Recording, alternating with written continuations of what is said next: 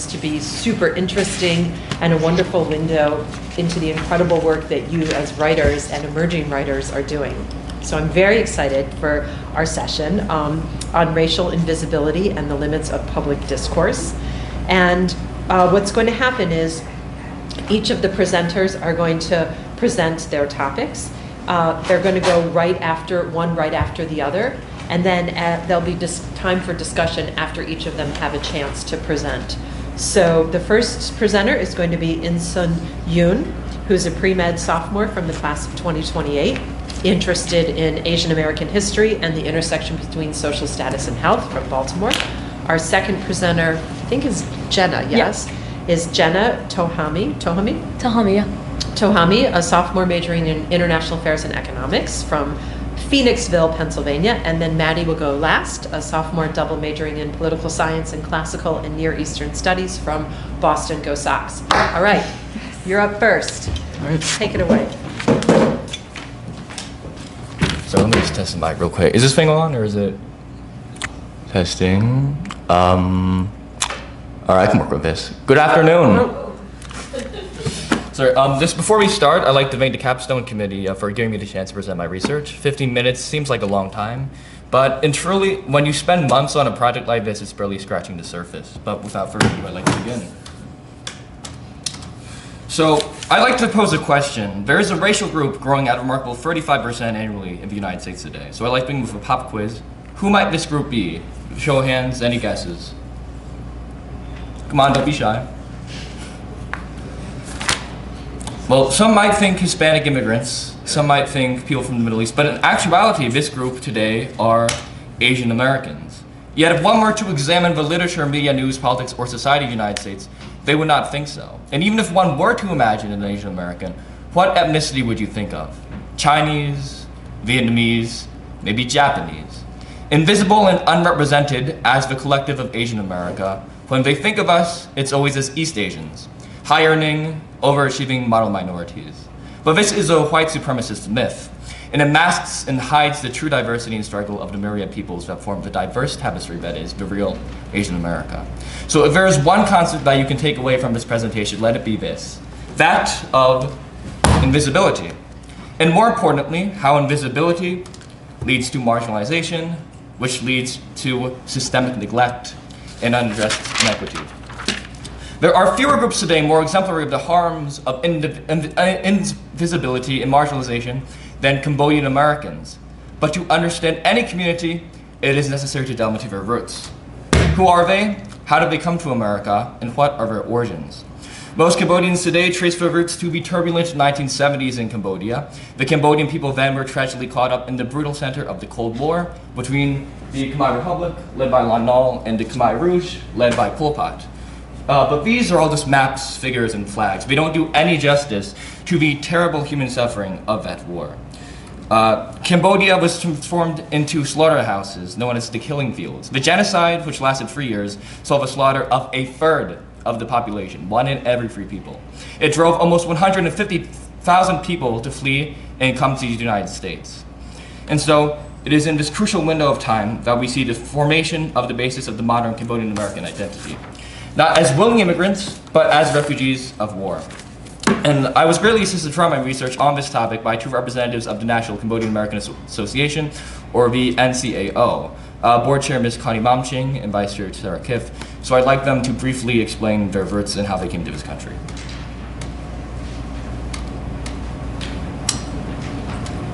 Does this thing not allow for video? Should. Okay, here, let me... Is there a way to... I'm trying to like... It's not playing? Yeah, it's not playing. Oh, yeah, I don't know what to do with the moment then. Alright, well, that is unfortunate, but we can come back from that. So, unlike other Asian American groups whose post-1965 immigration waves were largely educated or skilled professionals, Cambodian-Americans' foundations lie intrinsically linked with the blood-stained memories of the killing fields, the skull walls, the genocide. Assistance from the government was light, with Ms. Kiff telling me that, quote, the refugee resettlement process was quite limited in terms of really setting up Southeast Asians for success, and Cambodians in particular. There are many problems that have arisen from this botched resettlement, some of them being, for instance, mass deportation, some of them being of economic inequity. So I'd like to start with a little chart here. As you can see, when we look at the college-age population who have actually attained a bachelor's degree, you find that Cambodians make up a measly 6.9%. Compare that to the Black, Hispanic, Native American, other Asians, and the total population. You see that's quite a difference. Cambodians are less than half of a national average. And the reason why this is because for the first 20 years of their coming to America, there was no language support for Cambodian-American communities. They were not able to speak English, and they got very little help in trying to do so. Now, without this assistance, of course, you cannot build community, you cannot find other people, you cannot network. And that put the Cambodian-Americans at a great disadvantage when it came to trying to build wealth in the United States. Now, if we look at economic inequality, the red here represents the Cambodian-American population in the year 2000. The blue represents the national US average.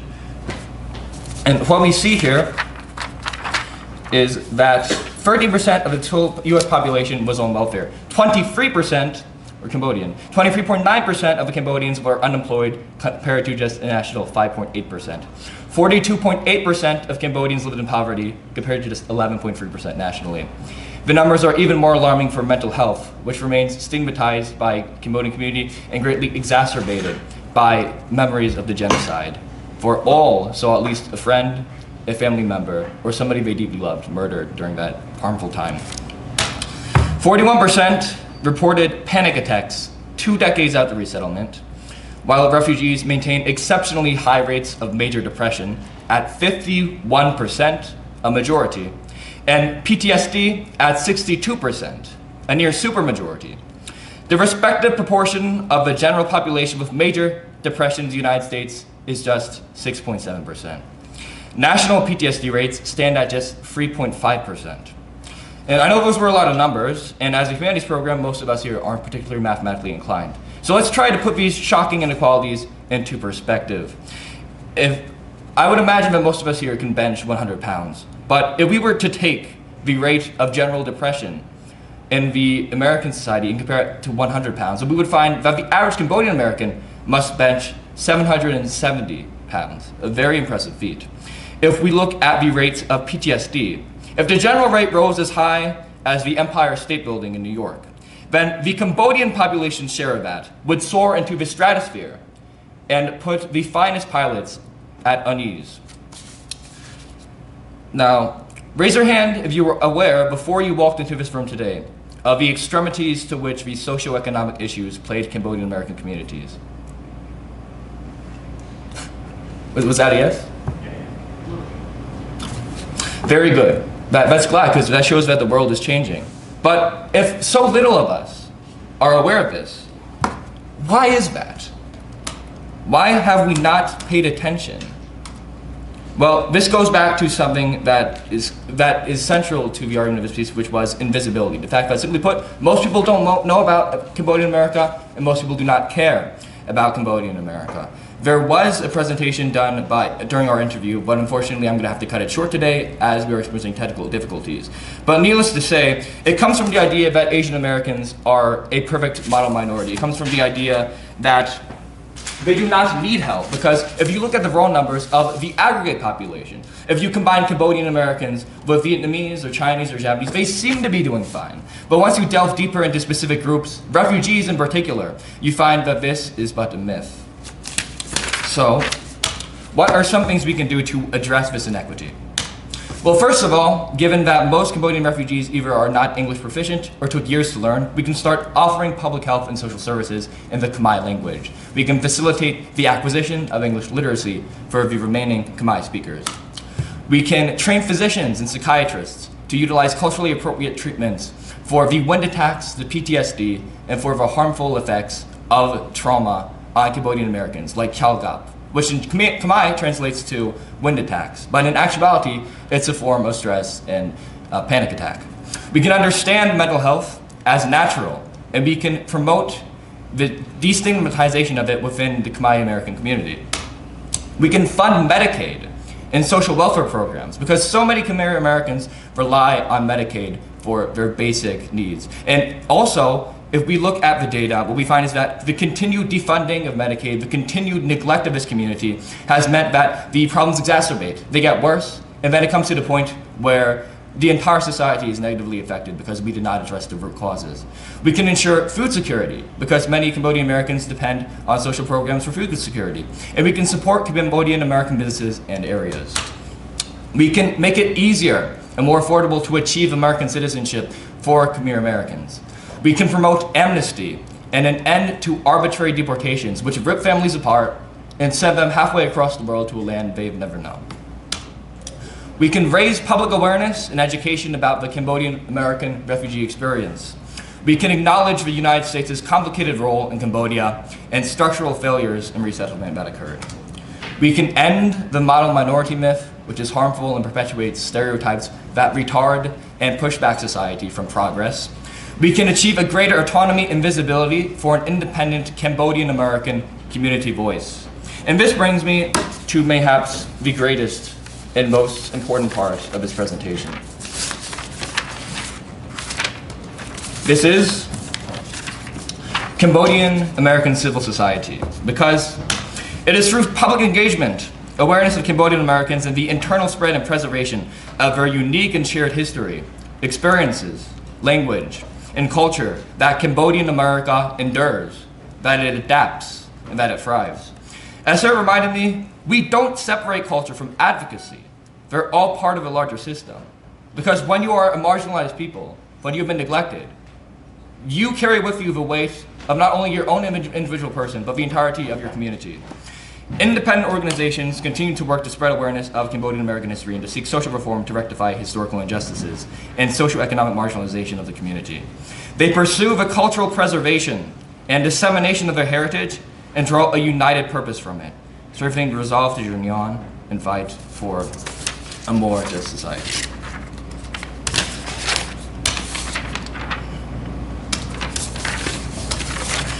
Before I end today, I'd like to acknowledge the National Cambodian-American Organization. As I mentioned earlier, the National Chair, Connie Momching, and the National Vice Chair, Sarah Kif, were willing to interview with me. And I deeply appreciate them for that because they are from Cambodia in the 1970s. They fled, they had to live in Thai refugee camps, and it was very hard for them. So their willingness to come forward and talk to a college freshman was very moving to me. And I'd like to close now by addressing what some may call an elephant in the room. This, as you know, is a project centered on refugees and immigration. Yet in the United States today, there exists a climate of increasing uncertainty, fear, and censorship for peoples designated foreign or different. The demonization of immigrants and refugees has become more and more in vogue among our political demagogues. I didn't intend to get political today, but now in the United States, if being political means standing up for the rights and for the freedoms of immigrants and refugees and people who come to this country, then by God, that is exactly what I'm determined to do today. This is a university where truth can be pursued, unbowed, unattached, and unyielding to the tyranny of the world. It was in the spirit that people investigate refugee communities. It was what I tried to do with the Cambodian-American community. And in doing so, the more in awe I became of how resilient yet unbowed a people can be. Theirs is a story seldom known, yet all the more worth telling, worth sharing, and worth treasuring.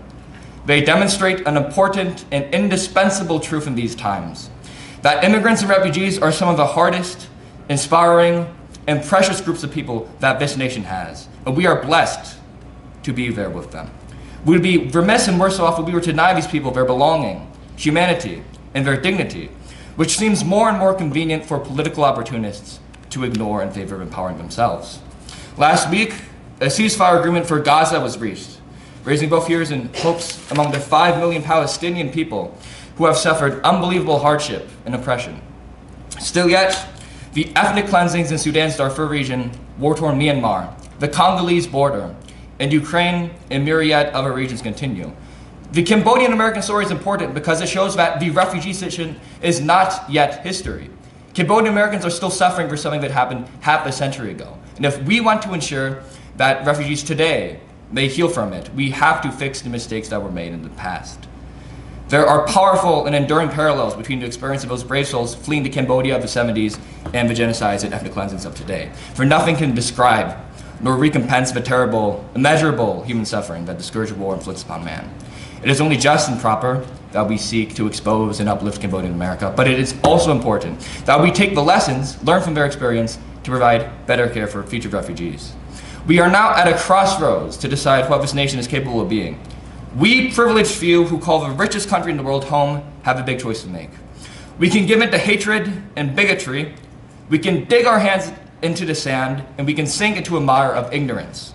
Or we can rise higher. We can cultivate a society worthy of those vulnerable people seeking asylum. And so, I would like to leave you all with an old Khmer saying, protect the forest, and firewood will be plenty.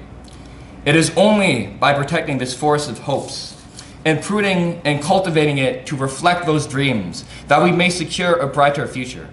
It is in this country that time and time again, countless war-torn and worried people like Cambodian-Americans have entrusted their faith to, their entire being, despite immense loss, immense suffering, and immense experience. And in this spirit I pray that this American refuge shall not fade away and atrophy into rot, that it may endure, that it may strengthen and bear bountiful fruits, awash in sun's sweet hope, as the teeming Eden of the New World. Thank you.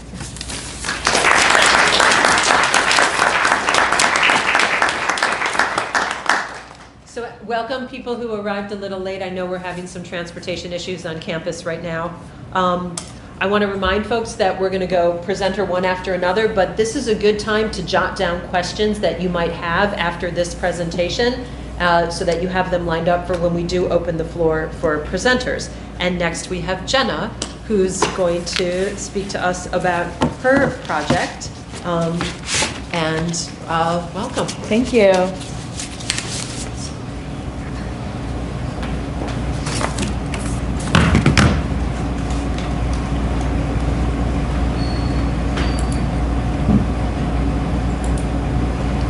Okay, good afternoon everyone. My name is Jenna Tahami and I am a sophomore who took a UW last semester.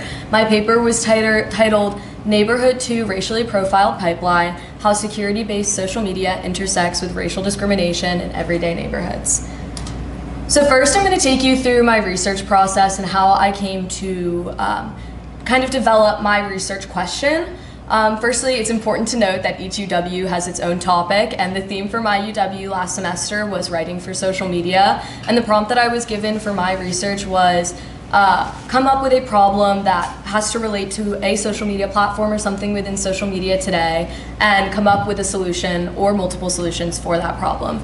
And during our time in the UW process, we did a lot of research on platforms like Instagram and Twitter, but not a lot on what I consider security-based social media, which really, I'll get into later on in my presentation what that really means, but for those of you who know the platforms like Nextdoor and Citizen, that's what really falls under this umbrella. And so I decided that originally I wanted to look at the correlation between security-based social media and parenting methods and whether they, correlate in any way, if one causes more strict parenting methods or, something like that. So as I began my research, I realized that there wasn't much on prior research on security-based apps and parenting methods. However, I did find a lot of prior research on Nextdoor and racial biases and profiling. And that's really what led me to my final research question, which was, how has the emergence of security-based social media platforms like Nextdoor contributed to racial disparities?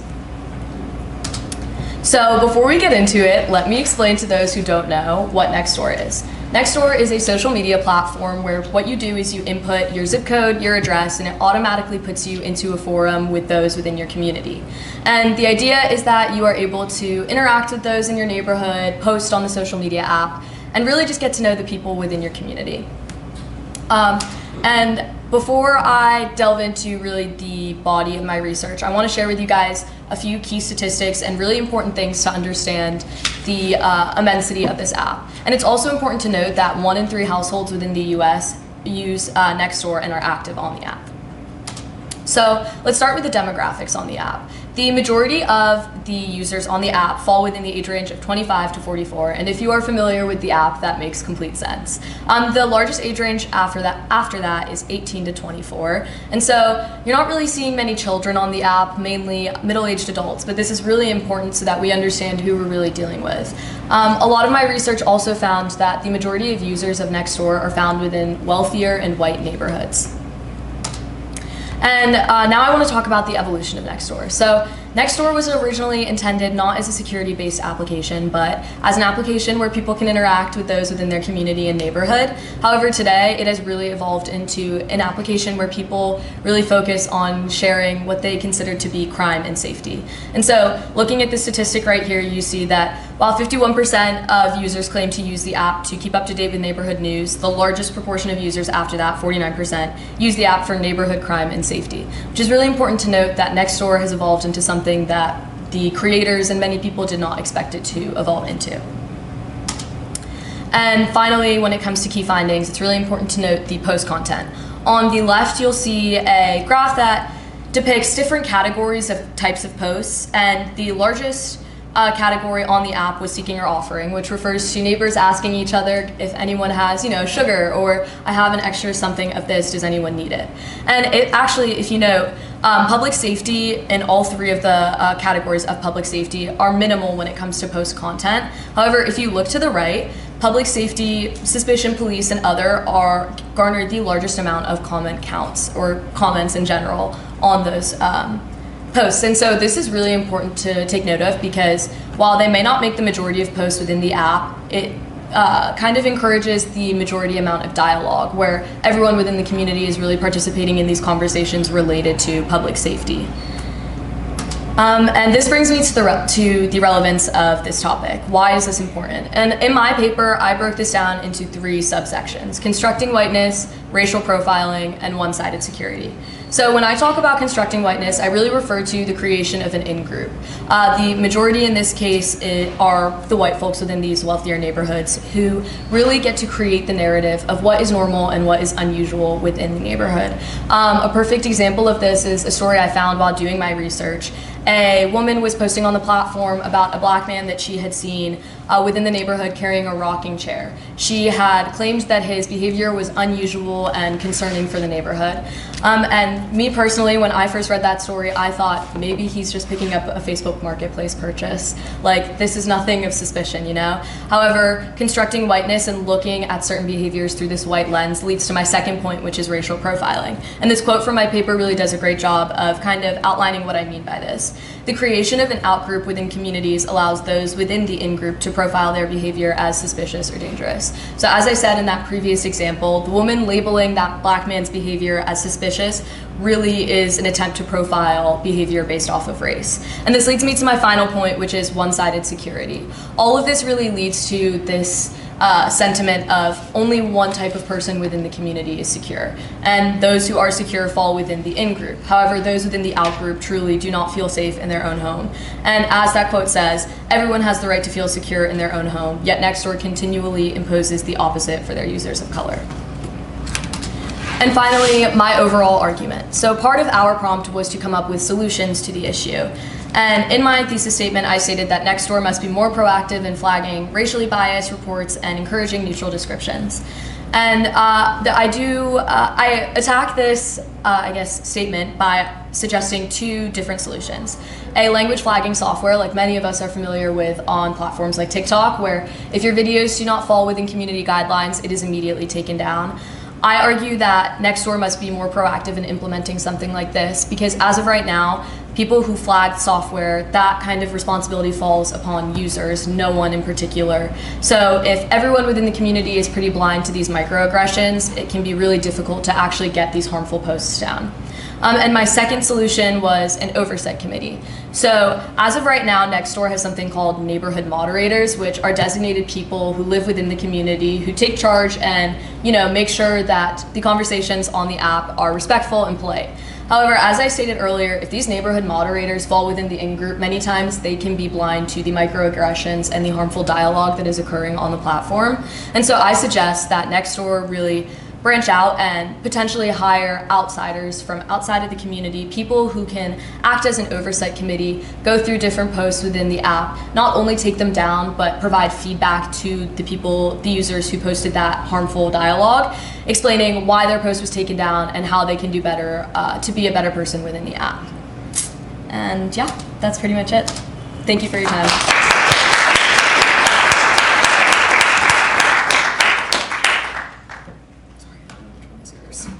Thank you so much, Jenna. So as Maddie tees up her project, again, maybe you want to take a minute to jot down questions you might have of Jenna about her research. And welcome, Maddie.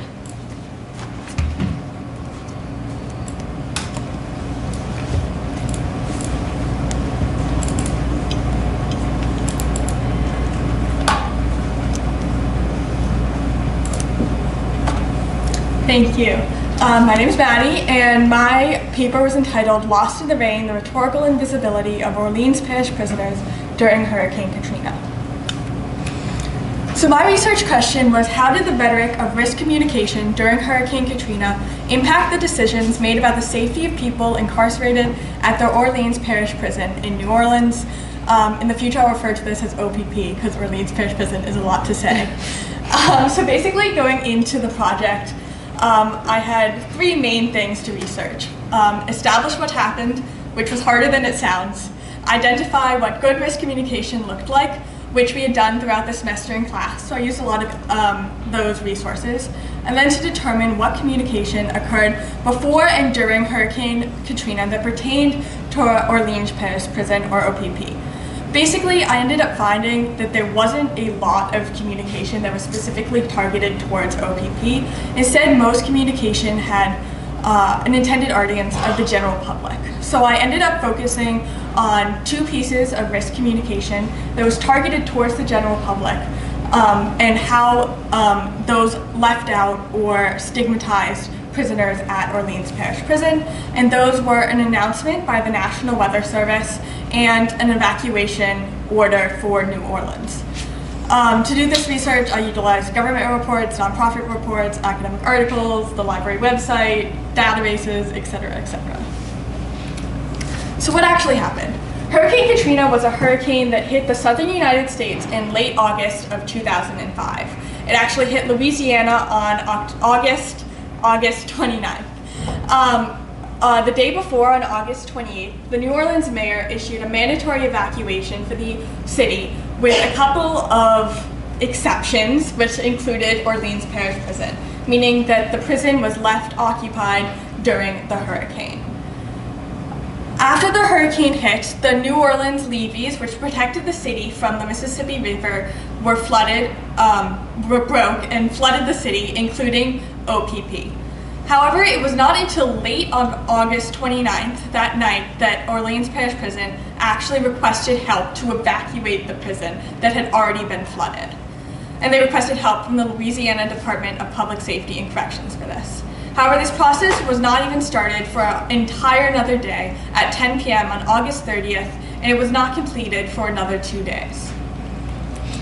Thus, prisoners were left in OPP during and in the aftermath of Hurricane Katrina for 2 to 4 days. This meant that they were in a flooded prison where generators, including their backup generator, failed, meaning lights went out, toilets weren't working, automatic doors weren't working, etc. Floodwaters, if you were on the first floor, floodwaters were up to your chest. While you were evacuating the prison, floodwaters were up to your chest. And this included prisoners that could not swim, and juveniles. There's a lack of food and water, and food and water that they did have were prioritized for guards and their families. There was a lack of medical care during this time, including for pregnant women and the elderly. Prisoners did attempt to leave their flooded cells because it's flooded, you're not going to stay in it, but were prevented from doing so by guards shooting rubber bullets at them. The evacuation was not well orchestrated, and once evacuated, prisoners sat on an overpass for hours in the hot sun with no water, and were then transferred to other correctional facilities that were already overcrowded and ill-equipped to handle them.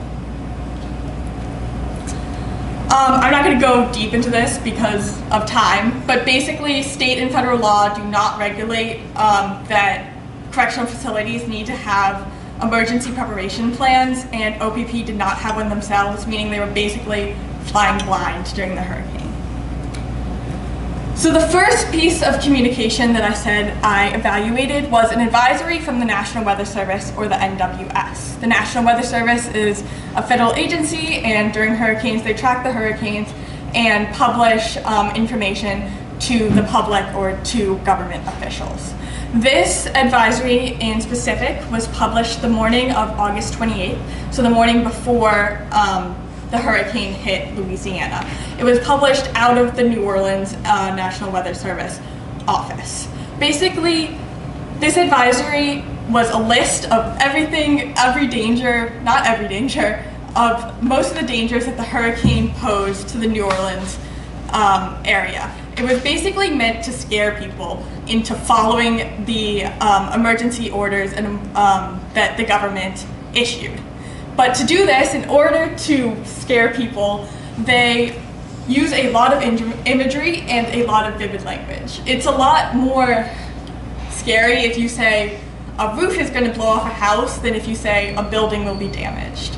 However, by using this vividness, they leave out a lot of information. And one of these things is Orleans Parish Prison. They describe a lot of different types of buildings, apartment buildings, homes, shops, but none of these buildings, OPP falls under none of these types of buildings. They never mention prisons or government buildings. Furthermore, it's structured as a list. It's one risk, and then another risk, and then another risk. And when you're reading a list, you assume that it's giving you all the information. The structure of a list shows that it's comprehensive. But by using vividness, it wasn't comprehensive. It never included OPP. Thus, officials reading this would have thought, oh, OPP isn't actually at risk from the hurricane and they don't need to take any precautions to ensure its safety. About an hour after that NWS advisory, the mayor ordered a mandatory evacuation of New Orleans. However, I've made two main points to make about this. First is that in the actual evacuation order, there are a lot of exceptions to the order, and one of these is the essential personnel of the Orleans Parish Criminal Sheriff's Office and its inmates, which means OPP, its guards, and its staff. The big problem with making exceptions is that people that the exception don't apply to will think that it does apply to them. And this actually became a big problem in OPP because a lot of guards brought their family members to the prison to ride out the storm. Because if it was safe for the guards to be there, why wasn't it also safe for the families to be there? But this actually put both families and prisoners at heightened risk. For families, a lot of prisoners did get violent during the storm, which put their personal safety at risk. And for prisoners, food and water that they did have was prioritized for guards' families by guards over prisoners, meaning they had to go without food when they could have had it. Secondly, later in the press conference where this was announced, a reporter did ask the mayor why Orleans Parish Prison was not being evacuated. The mayor turned this question over to the sheriff who was in charge of OPP, and he basically responded, you know, we have a backup generator, which failed, and we have a plan, which they actually didn't, so we'll be fine. So we're going to keep our prisoners where they belong. Direct quote, so we're going to keep our prisoners where they belong. First thing about that to note is the word our. He is in charge of Orleans Parish Prison and basically had the sole discretion over whether or not it would be evacuated. But by emphasizing that point, that he is taking ownership and responsibility for Orleans Parish Prison, he is, other groups that could have stepped in on behalf of prisoners and gotten them evacuated were less able to do so, such as the Louisiana Department of Public Safety and Corrections, which had tried to get OPP to evacuate earlier. Second of all, he's perpetuating the stereotype that prisoners are less than the general public. The mayor had just said, hey, the general public belongs outside of New Orleans during the hurricane, but the sheriff is now saying that prisoners belong inside of New Orleans during the hurricane, which allows both him and other groups responsible for not evacuating OPP to rationalize this decision. And then finally, these are the recommendations I made to improve communication, both in this instance and in instances going forward. First, Congress should pass legislation requiring all correctional facilities to have emergency plans for fires, for natural disasters, etc., so that there is an established way to go about dealing with these disasters instead of coming up with it off the cuff. Moving into the NWS advisory, the NWS should issue advisories specifically to officials as they decide emergency orders. That advisory I talked about was only an hour before the evacuation order was announced, meaning that it was already finalized and officials had decided not to evacuate OPP. Now, officials are not experts on hurricanes, that's the NWS's job, so they need to be providing this information to officials as they are making these decisions. Furthermore, the NWS, that advisory, that was the first time they used that kind of advisory, and they decided to continue using it going forward. To improve that, they should include a broad statement at the end just to cover any gaps left by the vivid language, which could be as simple as other buildings will sustain significant damage. Moving on to the evacuation order, the mayor needs to be more specific on who is considered essential personnel in evacuation orders, making clear that it is the guards of OPP and not the guards and their families. And then finally, and most importantly, officials within the correctional industry should take action to rebuke the stereotype that prisoners are less than the general public. There are a lot of nonprofits and other groups that advocate for the rights of prisoners, but a lot of the public considers the correctional industry to be sort of an expert on prisoners, prisons, etc. They need to take responsibility for that, and if simply enough that they do not describe prisoners in negative terms when addressing the public. That's it. Thank you very much.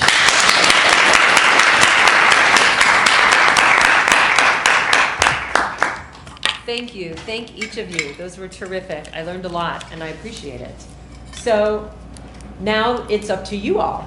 And so we'd like to hear, what questions do you have for our presenters? Yes, please. I have a question specifically for Tyler. I think you mentioned like a term called modern minority myth, and I'm kind of just like want like more clarification because I've never heard of that. Oh, yeah, so as I said, Asian Americans tend to be very invisible in the public discourse, despite making up 6% of the population, as you know. You turn on the TV, for instance, there's never any Asians there. You look into books, you look into American literature. Even though we exist in the United States technically, culturally, you know, we're always seen as perpetual foreigners. And so it's because of the history of Asian America. I want to kind of truncate it because I don't want this to be too long. But basically, most Asian Americans you see today are here because before 1965, it was actually illegal for Asians to become American citizens, because back then you could only become a naturalized citizen if you were white. So because of that, it wasn't until the 60s that most could actually come over here. And as a result, when they did decide to bring them over, generally they were professionals. So doctors, lawyers, engineers, very highly qualified, highly educated people.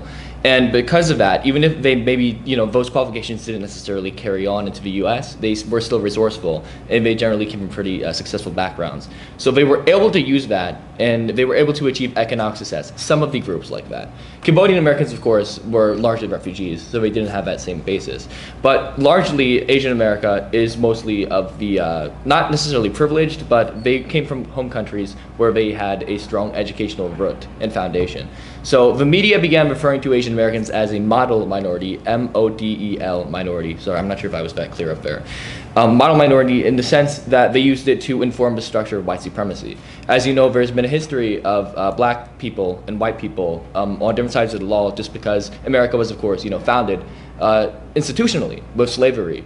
And so one way that the white power structure was able to keep black people and other minorities down was by trying to insert a wedge. And they did this by weaponizing what the public perceived Asian Americans to be. They used statistics and they said, hey, look at Asian Americans. They make more money, they're able to raise out of poverty. Why can't black people do this? And then they used that to justify repressive actions and racism against the black community. Now, of course, most of that was not true. But it's this public perception that Asian people do not need help that not only supports the white supremacist power structure of America, what it also does is it erases communities like Cambodian-Americans, like Lao Americans, like Hmong Americans, who do not come from those same roots and who do not have that same success. And even among the groups where they do supposedly have that same success, these stereotypes that they're always going to be successful, always intelligent, means that if a person is actually struggling, they're not viewed as a human being. If somebody is successful, they're not viewed as a human being either. They're only seen as an Asian person, a reflection of that stereotype. So that's what I mean when I say it's harmful in multiple areas.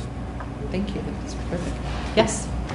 This is a question for Jenna. So So what were your methods for determining like that there was a trend of racial profiling in the comments on the next door posts, beyond just the statistics about like safety-based comments? I know you mentioned the one anecdote, but like, did you just see a lot of those? Was there like actual statistics that you looked at? Yeah, so that was one of either maybe 3 or 4 that I actually included within my paper, that small anecdote that I shared with you, and that was on the lesser side. In fact, there were many instances where police were involved in racial profiling cases because misinformation was spread via the app. And so I unfortunately only really had 15 pages within my paper to really dive deep into the topic. However, if I did have more time and more pages, I guess, I would definitely dive deeper into instances where, you know, the police are getting involved and really how that affects the app. But yeah, there were plenty of not only scholarly articles that included anecdotes similar to that, but also just regular articles from news sources like, you know, New York Times, where certain instances were publicized for everyone in the media to see because this app was constantly facilitating like interactions like that. Yes. Thank you all for your presentations. I have a question again for Jenna. Yeah. I was just wondering how, in your solutions,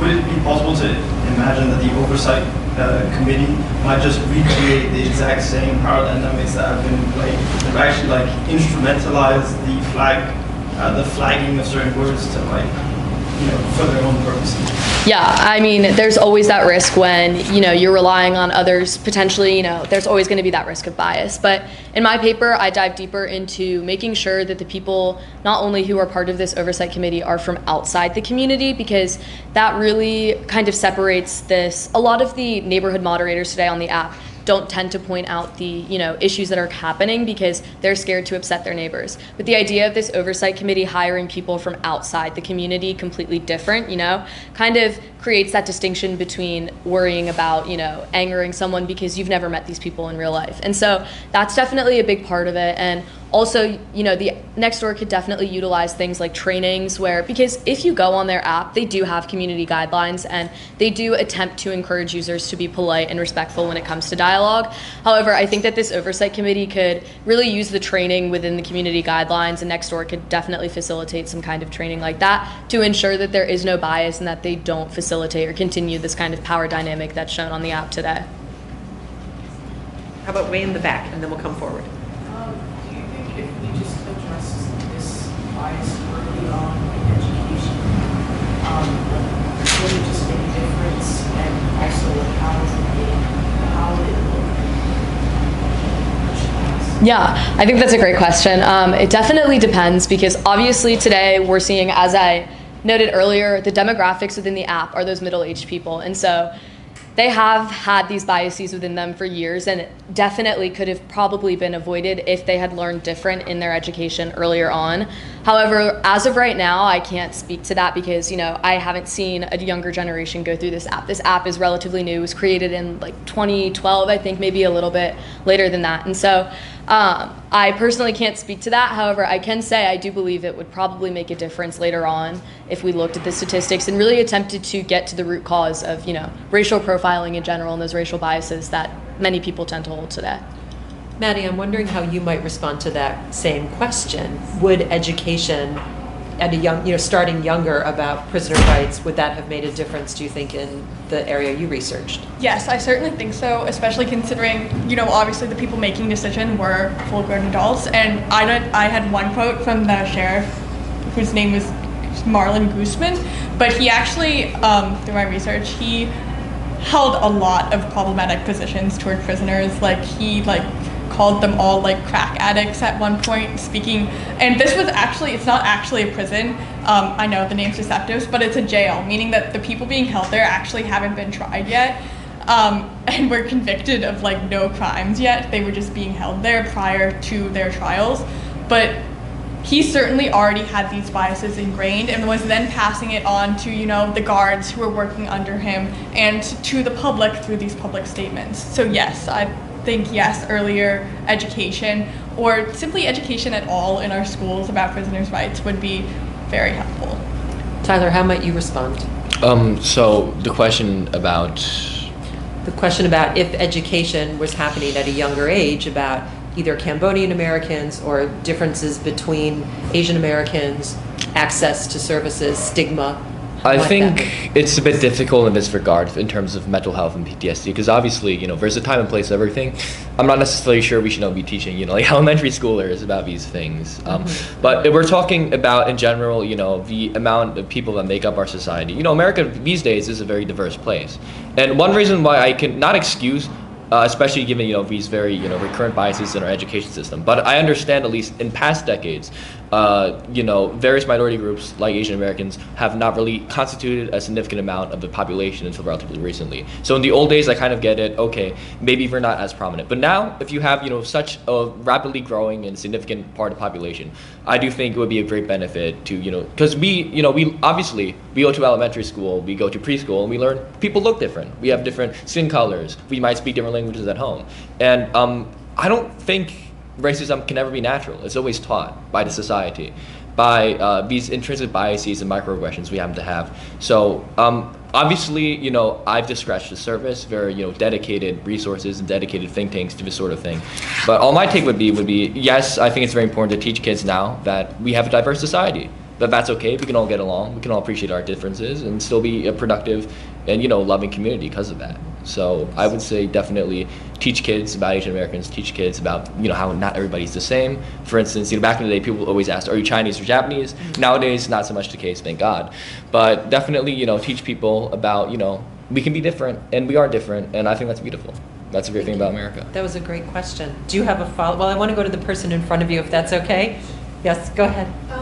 I have a pretty similar question for Jenna about do you think that the racial profiling arises from the Nextdoor app and the services it provides itself, or are the users of Nextdoor predominantly white and already have those biases and it's bringing them to this vacuum?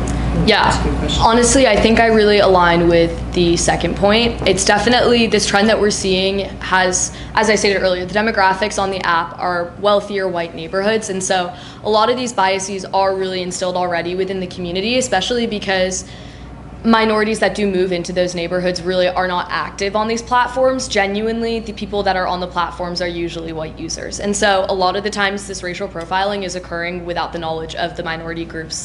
They have no clue that this is even happening, because they're not on the app. And so I think that while many of the users do, kind of have these already, prefaced biases, the app still facilitates these really harmful dialogues that would not have spread unless some form of social media was really involved.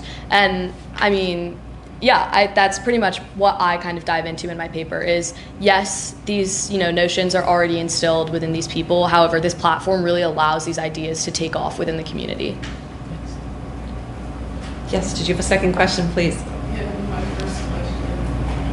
I was just thinking, just education-wise, maybe in order to start introducing these really interesting topics, how would we do it without tipping off our older generations? That's a great question, honestly. There's the problem of the United States right there, wrapped up in one question. Please. I'm the older generation, so I'm going to know what you're going to do with us. Something the older generation. Without angering, I think the question is.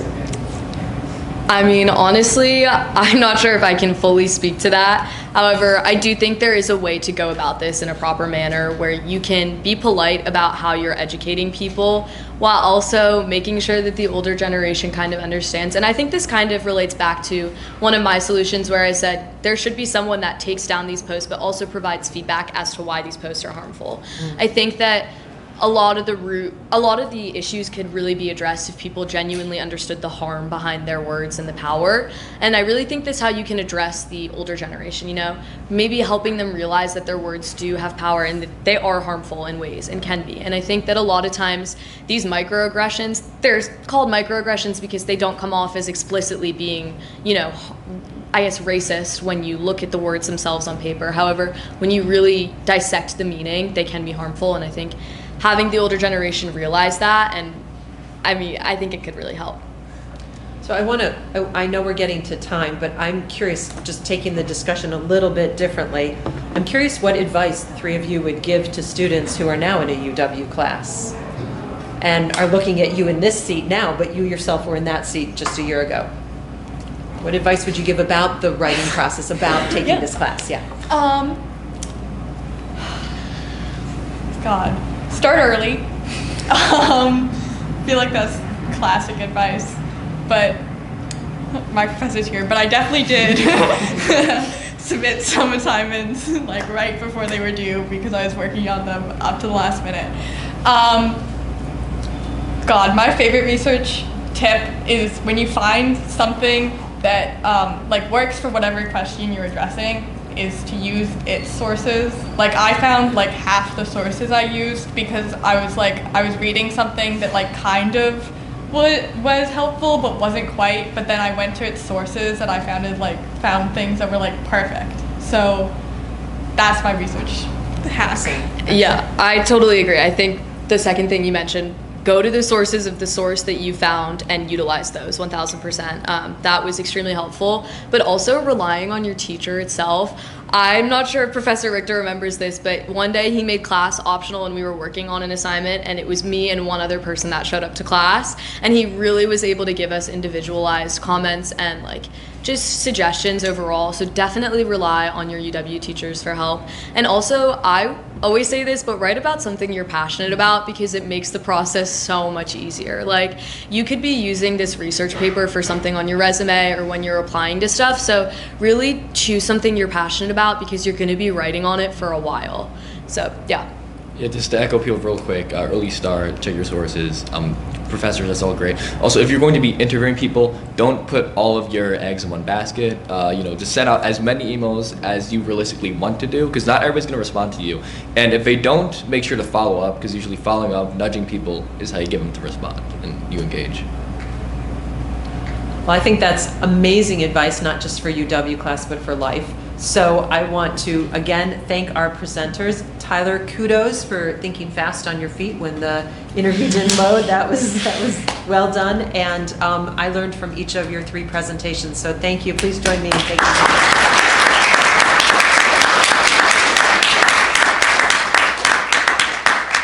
Professor Richter, anything else we should add?